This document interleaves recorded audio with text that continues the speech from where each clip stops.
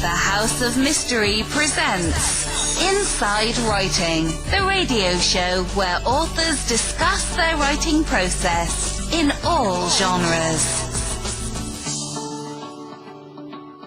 Now joining us, we have, as we said earlier, Mark Olshaker. Thank you for being here. Thank you for having me. Well, Mark, you're a busy guy.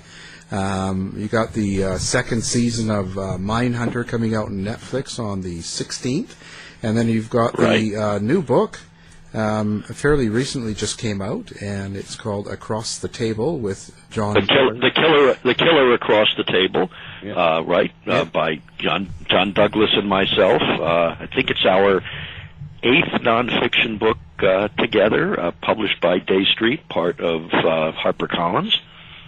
Wow. You guys like working together? We seem to, yeah. Seems to work out. Seems to work out. That's okay. How did you first meet? Well, that's an interesting story. I've been a writer for a long time, and I used to write and produce a lot of documentary films, mainly for PBS. And I had done a fair amount of work for Nova, the PBS Science series. And this goes back to the 1990s now, gentlemen. I had written four novels myself, thrillers of a sort, and I had read Silence of the Lambs, and I called the executive producer of Nova up at WGBH in Boston and said, "I've read this novel, The Silence of the Lambs, and I understand they're making a movie of it. If the movie is anywhere near as good as the book, I think it's going to be a big hit. So why don't we get ahead of the game and do a Nova program about the real profilers, the real people behind the Silence of the Lambs at the FBI Academy in Quantico, Virginia." So finally, I convinced her that the subject of kind of applied psychology was a good idea. We went, and my production partner Larry Klein and I went and we talked to the people at Quantico, and they agreed to do it. So we followed this team, which was then called the Investigative Support Group, part of the Behavioral Science Unit. Followed them for a while and did a program called Mind of a Serial Killer, which was very successful and was nominated for a National Emmy. And out of this emerged this almost legendary character, John Douglas, the profiling pioneer. And when he got ready to retire from the FBI after a full career, he called me and said, "Do you think anybody would be interested in my story?" And I said, "Well, I certainly would be. Let's see who else is." So out of that emerged Mindhunter, which did very well, and so we just kept working together, and I guess we've become like Holmes and Watson at this point. I'm the Watson character, by the way. That's good. Now, Killer Across the Table, what is it that you are writing about here, and what is it you want people to get out of this book? Yeah, well, what we did was this, in a way, kind of takes off on the first season of Mindhunter on Netflix, where these two FBI agents go in the 1970s and start interviewing incarcerated offenders, serial killers, and repeat violent predators. And what they're trying to do is, for the first time, correlate what was going on in the offender's mind before, during, and after the commission of the crime with the evidence he, and it's almost always a he, leaves at the crime scene, so that they can better help the police narrow down suspect lists and figure out what kind of person, what kind of characteristics to be looking for. And that's really the beginning of profiling. So what we did with The Killer Across the Table is, while referring to some of the famous cases in John's background and the FBI's background, like Charles Manson, like David Berkowitz, the son of Sam, like Ed Kemper, who figures so prominently in the first season of Mindhunter, while we talked about those guys, what we did was we focused on 4 cases, 4 incarcerated killers that the public probably doesn't know very well, even though they're extremely dramatic, and each one tells a different story. The first character we have in it, Joseph McGowan, has only killed one person. I say only, although that has tremendous implications because he's caught. One of them, Donald Harvey, has killed almost 100 by the time he's caught. But this guy, Joseph McGowan, the first case in the book, he is unlike most serial killers. He's not this marginal character on the fringes of society. He is a high school science teacher in New Jersey. He's got a master's degree, and he lives around the corner from a 7-year-old brownie named Joan D'Alessandro, who comes to his house one day, the house he shares with his mother and grandmother, to collect on $2 from 2 boxes of Girl Scout cookies she sold. And as soon as she comes to the door, McGowan is there alone. It's after school. He looks through the screen door. He tells John Douglas, "John, as soon as I saw her in the screen door, I knew I was going to kill her." Now, what causes somebody so invested in society, so much a pillar of the community, a respected figure, if you will, to throw away everything, to kill this, to rape and murder this 7-year-old girl? That's the kind of thing we need to know about, and that's what we mean by understanding the criminal mind and understanding why people do the things they do, what they think, what the precursors are, what they think about ahead of time, how we can catch them afterwards. That's the kind of thing we're dealing with in The Killer Across the Table. That amount of depth that you went into on that particular case was really fascinating. Well, thank you. Yeah, and as you might suspect, everything we do is kind of for the victims on every level. We've gotten very friendly and intimate with a lot of the families of murder victims, and including Joan's mother, Rosemary D'Alessandro, and so many of them have displayed such courage. She's turned her absolute, unfathomable grief into action and pro-action, getting Jones Law passed in New Jersey and in other parts of the United States that keep these kind of offenders in prison so that they can't do it again. How do you prepare for something like that? Meeting up with people that are involved in these, and even the serial killers. Yeah, well, I'm not the one who interviews the serial killers. John does, but you have to almost have a split personality to do that, because you have to completely familiarize yourself with the case and all the facts. That's one thing, so that you know that what the offender is telling you is true. You have to have the patience to get into the crime on a very patient and methodical level, and then you have to, no matter what you think personally, you can't show your emotion about it. You have to be very matter of fact, so that and non-judgmental, so that the interviewee will tell you what you need to know. So it's very difficult, and it can take its toll in the same way that dealing with the victims' families, as we know, can, because you not only have to put yourself to do this kind of work, to do this kind of profiling, you not only have to put yourself in the mind of the killer, you have to put yourself in the mind and soul of the victim, too, to understand the entire dynamic of the crime. We saw John Douglas go through that specifically in your book, Mindhunter. Do you want to expand on that a little bit? Yeah. When John was doing the Green River murder case in the 1980s, he was going out to Seattle to talk to and consult with the Green River Task Force, and he was dealing with so many cases at that time. He had so much responsibility heaped on his shoulders to try to help these people take on these cases personally, and he essentially cracked when he got out there. He developed a very high fever. He was unconscious.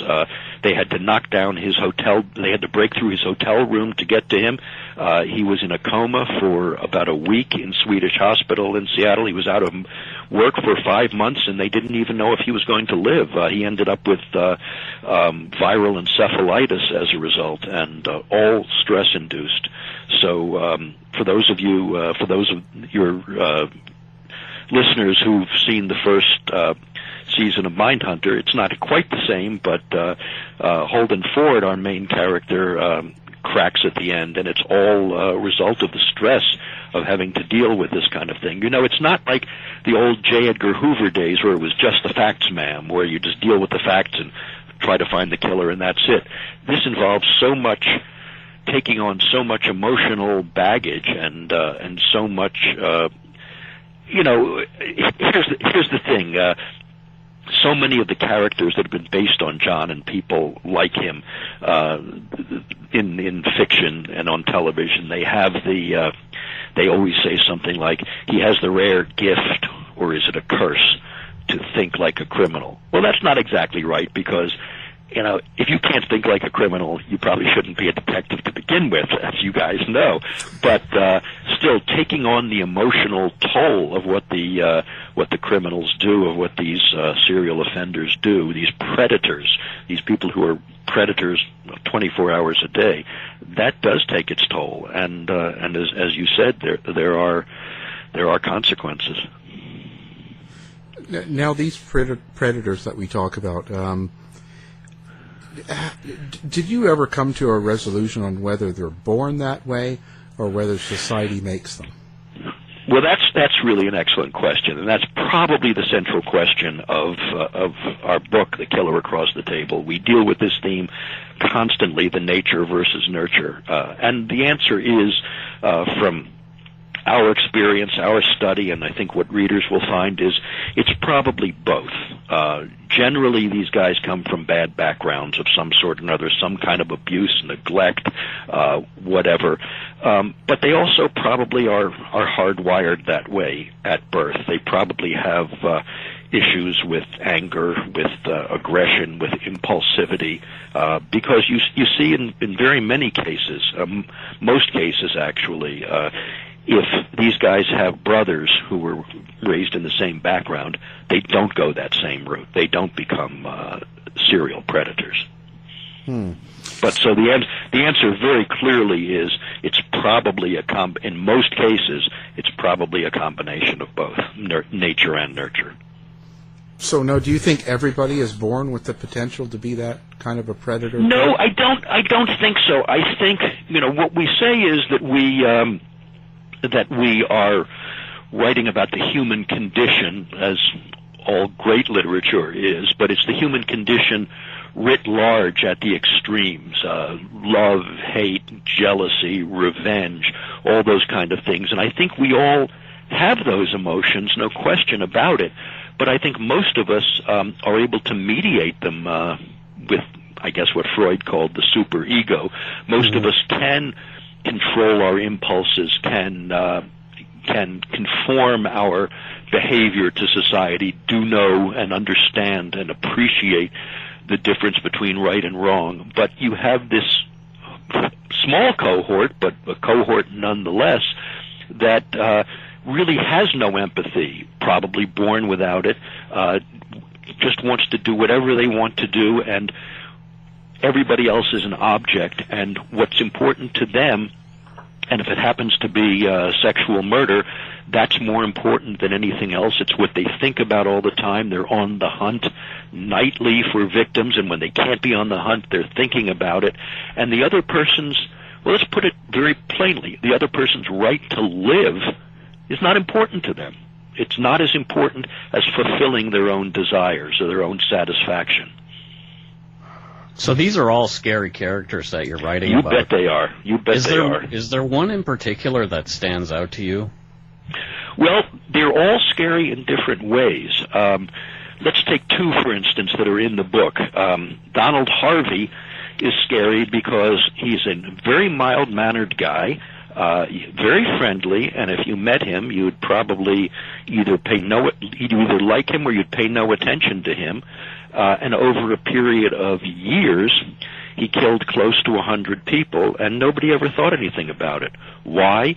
Because he was working as a hospital orderly and nurse's aide, and the people he was killing were presumed to be dying of natural causes. So he was he was invisible. The people were looking right through him, and yet he could kill at will through all manner of means because he understood the environment he was in, the medical healthcare environment, and people looked right through him. It didn't occur to people that he was actually killing people, enhancing death rather than preventing it. That's on one end. He's very scary because, as I say, we're looking right through him. On the other side, we have somebody like Joseph Condro, a very marginal guy who's also in the book. And his thing is raping and murdering young girls, teenage girls. And yet, while this is not unusual among serial killers, this guy thought rather than find strangers, he would attack and target the daughters of friends of his because they would go with him willingly. They would trust him. Nobody would suspect him. It was easy. He would then join in the search to look for them after they had disappeared, and nobody suspected him for quite a while. So I find that kind of betrayal of trust just as scary as probably any other kind of killer. To think that somebody who you consider your friend could brutally attack your daughter and kill her and get rid of the body, and this is part of the true story, and then go home that same night, change clothes, and go with his ex-wife to a parent-teacher meeting at school. Yeah. So, what's your thought? Is this? Would it be just like an addiction that a serial killer is facing? I wouldn't call it an addiction. I'd call it a compulsion, maybe. It's something, for most of us, loving our family, providing for them, providing for their health, pursuing our careers, doing good work is the most important things in our lives. For these guys, it's their crimes. That satisfaction that they get, these nobodies, these nothing people, these losers, if you will, for this one moment when they're in control, they are controlling life and death and everything in their lives. They are the directors of the movie in their mind, and yet it's coming true in real life. And so that's the most important thing in their lives, and that's very difficult for ordinary people like us to understand, and that's probably why they're so scary, but that's why it's important to understand this part of, let's call it, aberrational psychology. I would imagine the rise in social media and access to everyone really helps them now. Well, I think in some ways it does. I think John always believes that the public can be used to help find people if we can describe what we expect from them post-offense, that they can be identified. And one thing we try never to do is we don't glorify these people. There are no, notwithstanding what I said about Silence of the Lambs before, there are no Hannibal Lecters in real life. There are no criminal mastermind geniuses. These are marginal people in one way or another, and many of them are cowards. They're all sadists in their way. They're all narcissists.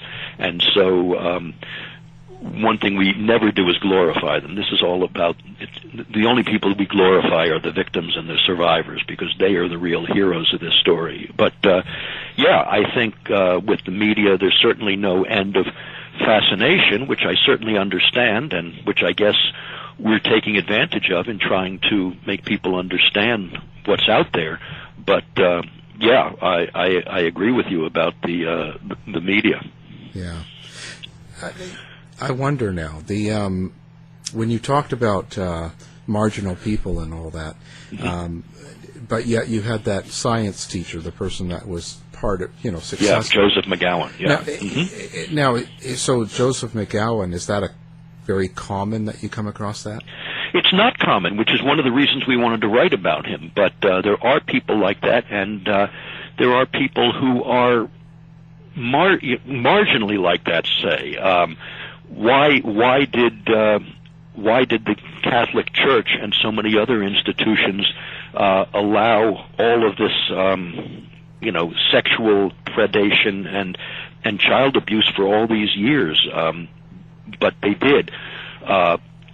So no, McGowan is not usual, but I think we have to understand that there are people like him out there. And one of the big issues in this, in the story we wrote about him in the book, is whether a guy like this, who's killed once so brutally, should he be paroled out of prison for a while. And after John, I don't want to give it too much away, but after John talks to him for hours and hours in prison at the behest of the New Jersey State Board of Pardons and Paroles, he says, no, this guy is not reformed. We should not let him out. If he gets into a similar situation, he could do the same thing again. And why did he do it? Well, it took a long time to try to uncover that, but the answer is there. It's in the book, and it's in the interview.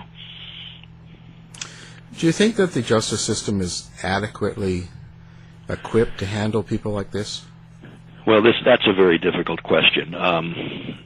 You know, and it is probably the central question. I think it's like medicine or terrorism or war or anything else. We do the best we can. It's a continual fight.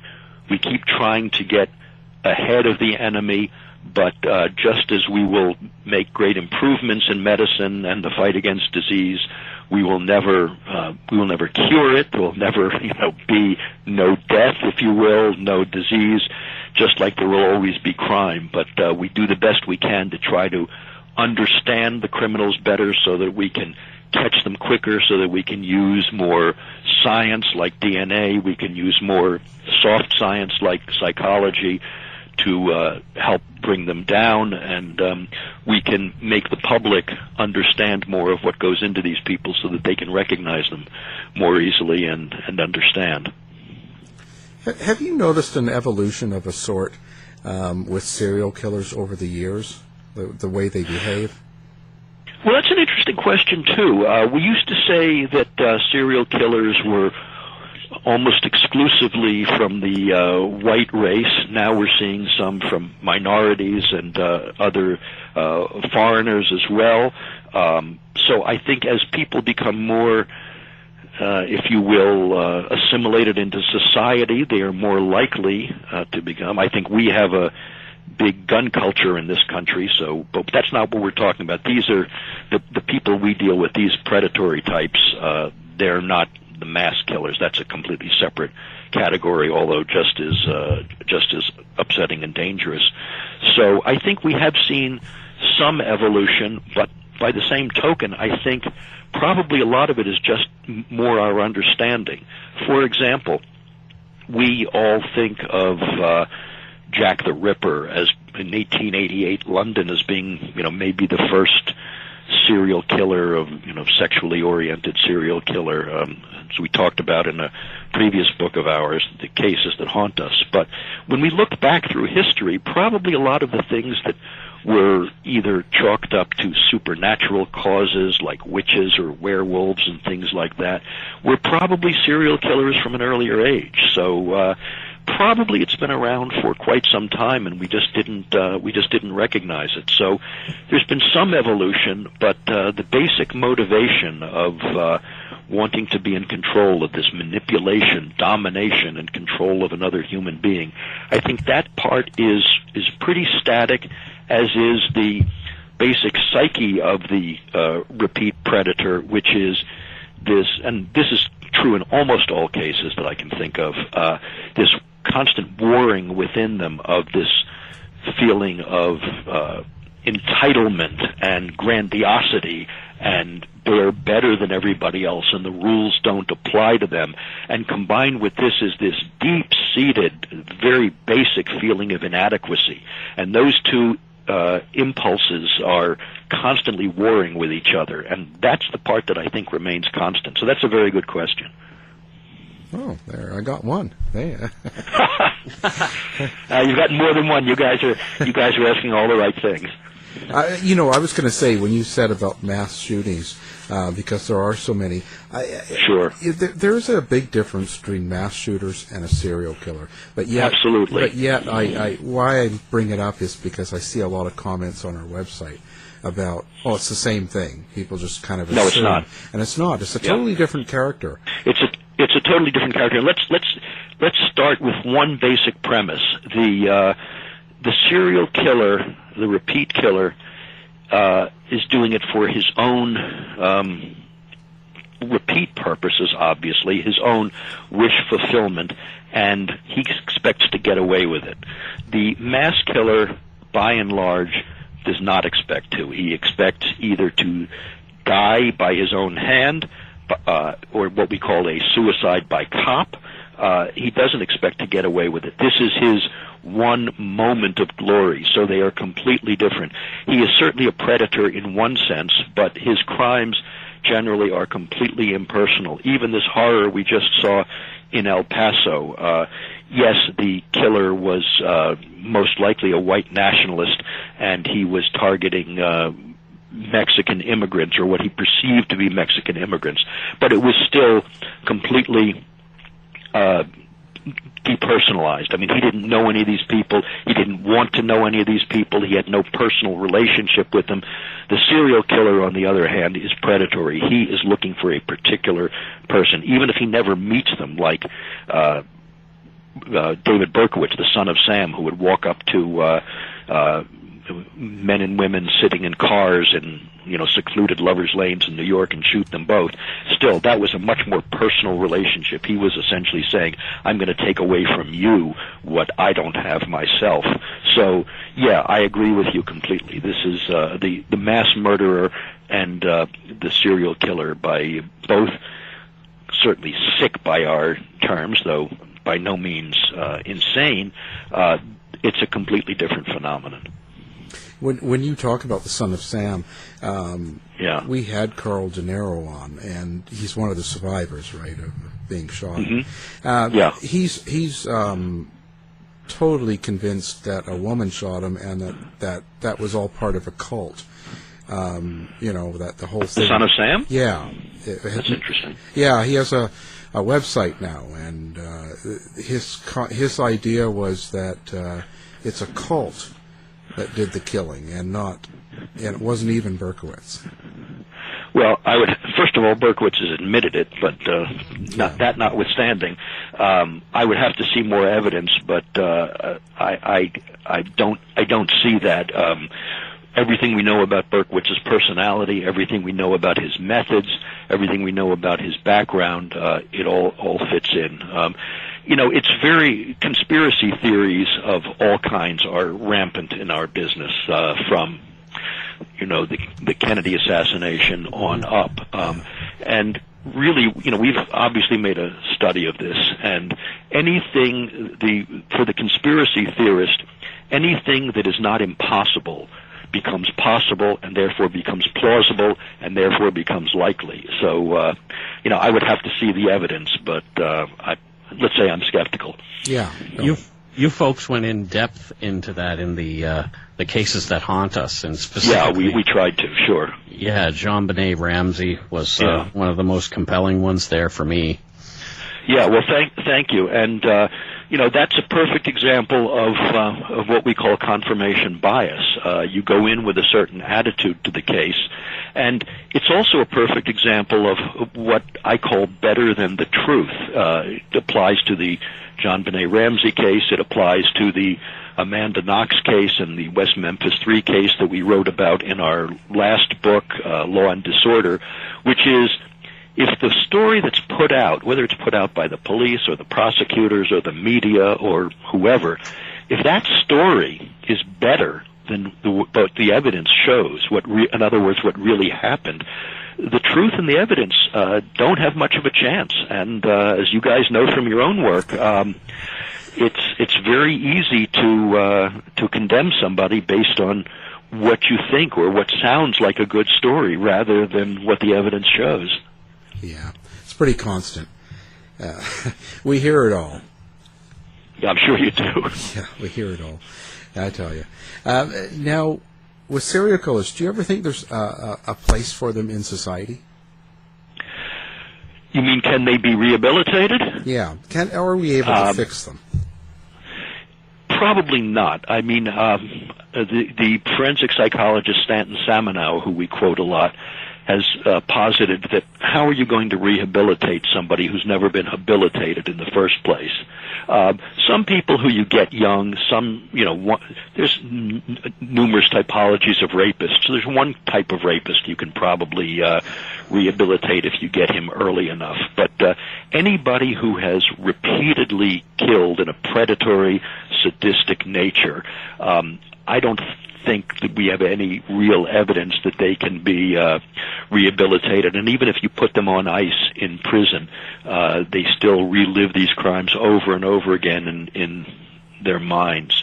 And the way I put it is, if you take somebody who's killed repeatedly, particularly children or teens or whatever, if you take 100 of these people and you think maybe they're rehabilitated and you parole them, what's your acceptable failure rate? What percentage? I mean, you willing for 4% to reoffend, 2%, 5%? When you put it in those terms, it's pretty stark. Yeah, it's not a. I know what your next question is going to be, and I certainly believe that there's a lot of people in prison who don't need to be, nonviolent offenders, particularly of drug crimes. Yeah, we've got way too many of those in prison who don't need to be. But the violent offenders, I mean, the one thing we know for sure is past behavior predicts future behavior. Past violence predicts future violence. So those are the people I'm really leery about letting out. Yeah. Why do they get out on probation then, or parole? Well, sometimes the prisons are overcrowded. Sometimes they convince prison personnel or psychiatrists that they're okay. Remember, if you go to a psychiatrist or a psychologist or a therapist on your own, you want to feel better. You probably have a vested interest in telling that person the truth. When you're in prison and all you want to do is get out, you have a vested interest in lying if that's what's necessary to get out. So sometimes it's, mandatory maximum sentences, but anybody who's committed repeated violent acts like that of a predatory nature, I would be very skeptical. And I'm sure you've heard about this case of this.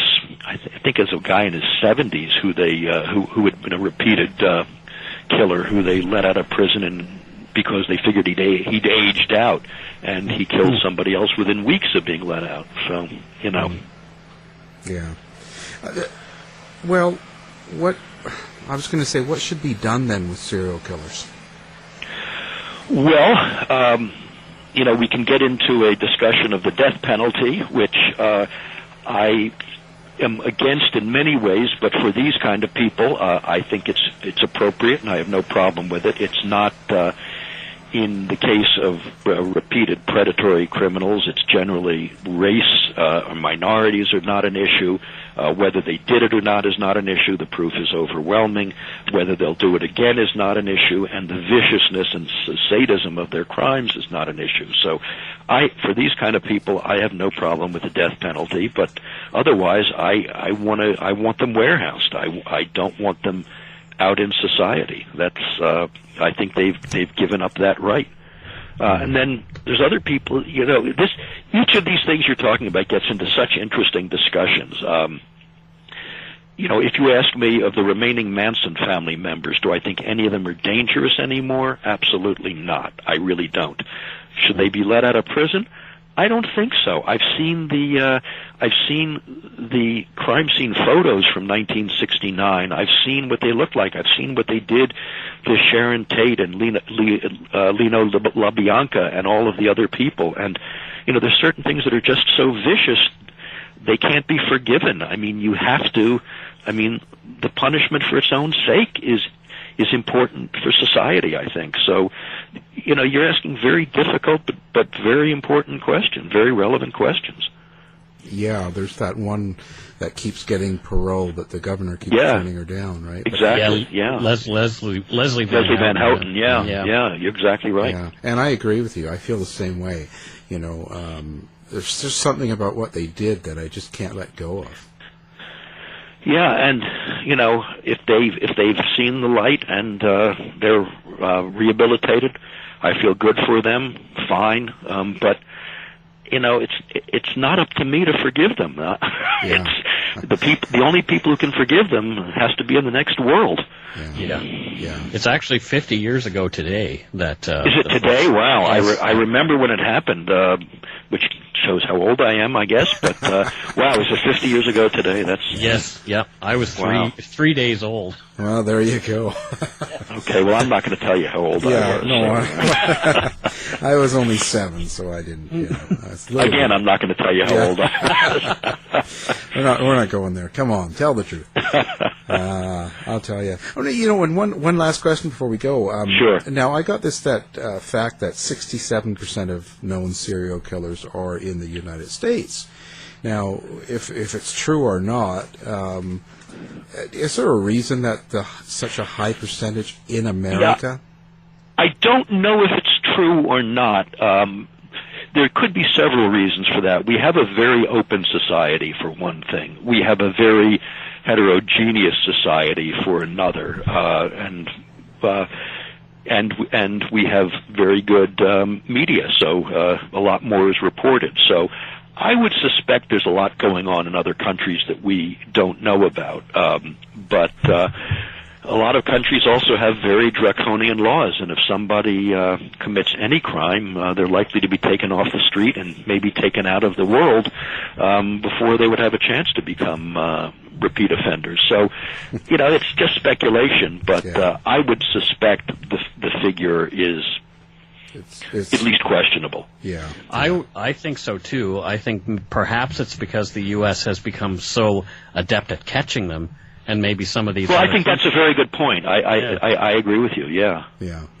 Well, it's on another book that I'm listening to now, and I won't mention it, but we'll be interviewing him, so we'll see where the numbers come from. But I sort of have that view too. There's a lot of countries. How do they report? Are you talking about the book about Israel Keys? Yeah. Yeah, well, what's interesting, and I don't know if this is a dubious distinction, but I understand from reading about him that Mindhunter was one of his favorite true crime books, one of his 2 favorite true crime books.